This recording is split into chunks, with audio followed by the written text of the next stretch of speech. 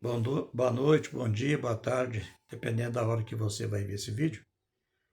Eu quero fazer aqui uma devocional, um comentário, uma reflexão, né, sobre a passagem da Escritura Sagrada que está no capítulo 49 e versículo 15 do livro de Isaías. Que lá, através do profeta, Deus faz uma pergunta.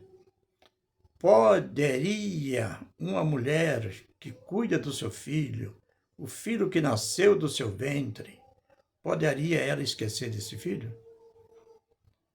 Se poderia, ou pode, né? Porque poderia não é um afirmativo do presente, né? Esqueceu, não. Então, contudo, Deus não esqueceria do seu filho. Lá está assim, não esqueceria de ti, que serve a Deus, você que é fiel a Deus. Deus não esquece de você. Por quê? A partir do momento que você aceitou Jesus Cristo como seu Senhor e Salvador e é fiel a Deus, Deus não esquece de você. É isso que está falando a Bíblia Sagrada.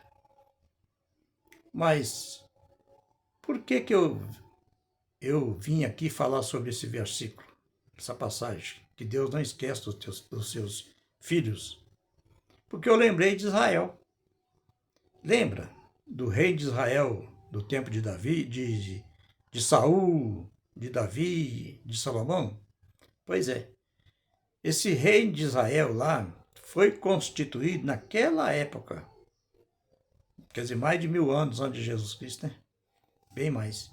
Foi constituído sobre as 12 tribos de Israel, que são exatamente as tribos que descenderam dos 12 filhos de Jacó.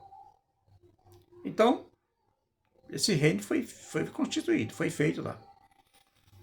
Só que o, o rei, de Israel, os reis, melhor dizendo, né, até Salomão, Saul, Davi, Salomão, governou sobre as 12 tribos. Após a morte do rei Salomão, essas 12 tribos separaram, ou seja, o reino dividiu entre Reino do Sul e Reino do Norte. O Reino do Norte tinha a sua antiga capital, chamada Samaria, e o Reino do Sul, Judéia, né? Em Jerusalém, Judéia. Só que era com 2 tribos só, Judá e Benjamim. E esse reino do norte foi exterminado pela Síria. E o reino do sul permaneceu ainda uns 150 a 200 anos. Entendeu? Reino do sul. Judá e Benjamim. Quando Jesus veio, esse reino do sul já tinha sido também exterminado, acabado. Mas o povo judeu estava naquela redondeza lá. Todos não, muitos estavam espalhados pelo mundo afora até hoje, né? Tem ainda judeu para todo lado aí no mundo, até hoje. Só que de 1948 para cá, quando foi constituído novamente, após a Segunda Guerra, o reino de Israel, então virou um reino só de novo, né? Hoje você vê falar aí, Israel, quer dizer, um reino só. É um governo só. Então, por motivo de discordância das leis de Moisés e da Escritura, o Reino do Norte e o Reino do Sul tinham essa contraponta, né? Então, por isso que separaram. Mas já foi uma promessa de Deus.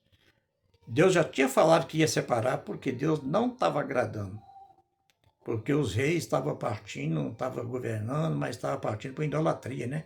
Principalmente no tempo de Salomão, foi muita idolatria. Ele casou, por exemplo, com uma mulher, uma sacerdotisa de fora, de outro país, né?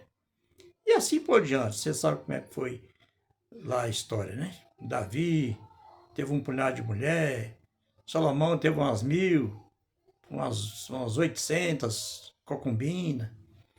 E essas coisas todas que aconteceram. Então acabou também que o Reino do Sul existiu sozinho, né? Aí por volta dos 150 anos, beirando uns 200, mas enfim, acabou. Aí tá, mas a cidade de Samaria existiu, né? Até hoje existe Samaria, região de Samaria lá. Então Samaria era a capital do Reino do Norte, as 10 tribos.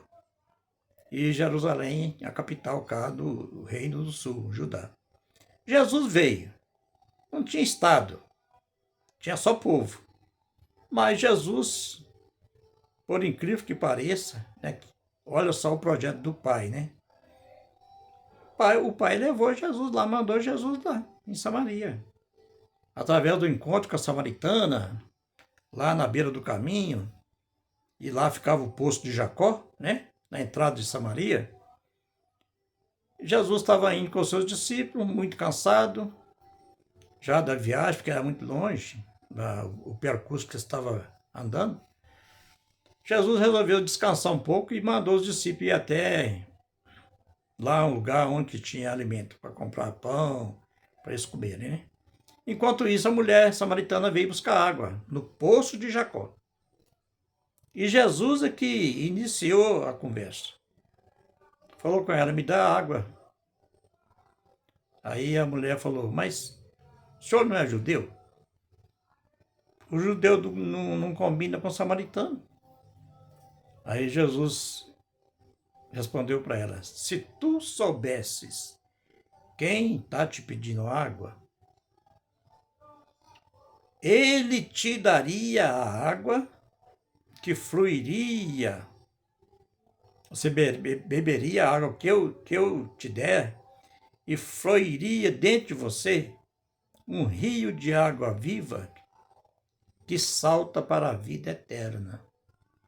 Então Jesus fez o reverso, né? Se eu te der a água, nascerá dentro de ti um rio de água viva que fluirá para a vida eterna, que dá um salto para a vida eterna. Ou seja, e Jesus disse assim, você nunca mais teria sede. Aí ela falou, meu Senhor, me dá dessa água.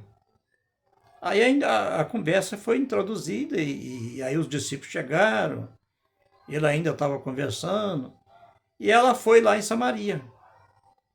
Aí eu não estou contando detalhada a história, porque senão fica muito longo, né, o vídeo. Mas aí você sabe da história, todo mundo sabe disso aí, né? Aí acabou que eles convidaram Jesus para ir lá, porque a mulher foi lá e deu um testemunho, que ele contou a vida dela toda, né? E ela falou com os homens de lá, porventura, será que ele não é o Cristo? E os homens vieram. E ele foi, aceitou o convite dos homens e foi para Samaria. E ficou lá uns 2, 3 dias lá.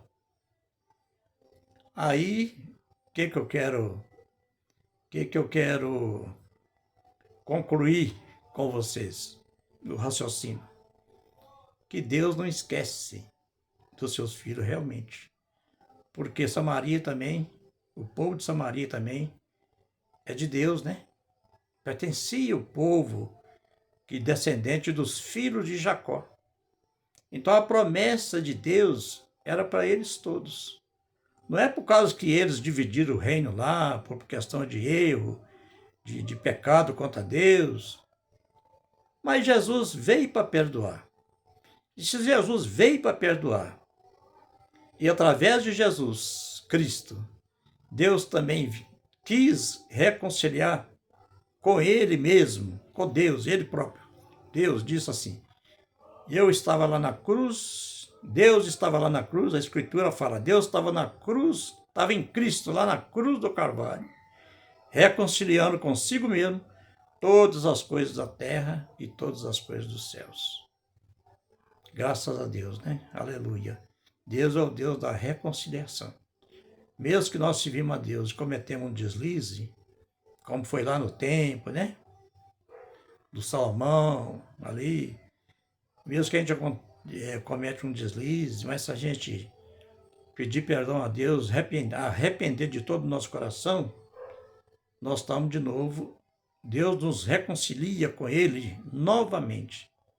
Deus dá 7 oportunidades, porque está escrito na Bíblia, que o justo pode cair 7 vezes, mas em todas as 7 Deus o levanta. Mas não somos nós que justificamos a nós mesmos. É Deus quem nos justifica.